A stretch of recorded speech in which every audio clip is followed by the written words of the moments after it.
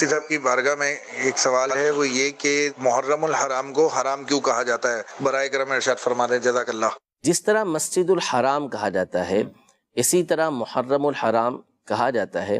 اصل میں ہماری اردو زبان کے اندر تو حرام کا جو لفظ ہے وہ استعمال ہوتا ہے حرام کے معنی میں۔ کسی چیز کو ہم کہیں کہ یہ حرام، یعنی حلال کی ضد جو ہوتی ہے وہ حرام کہلاتی ہے۔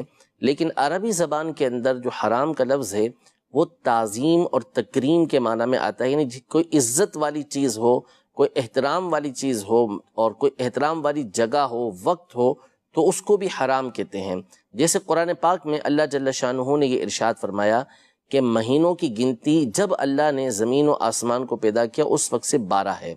منہا اربعۃ حرم، ان میں سے 4 مہینے حرام یعنی حرمت والے ہیں، یعنی عزت اور احترام والے ہیں۔ تو چونکہ یہ جو محرم الحرام ہے یہ وہ مہینہ ہے کہ جس کی تعظیم و تکریم یہ ہمیشہ سے ہوتی ہوئی آئی ہے۔ اسلام کی تشریف آوری سے پہلے، ابھی اسلام آیا بھی نہیں تھا، اس کا نبی پاک صلی اللہ علیہ وسلم نے ابھی نبوت کا اعلان فرمایا بھی نہیں تھا، اس سے پہلے بھی جو مسلمان نہیں تھے وہ بھی اس مہینے کی تعظیم کیا کرتے تھے، عزت کیا کرتے تھے، اس لیے محرم کو یہ محرم الحرام کہا جاتا ہے۔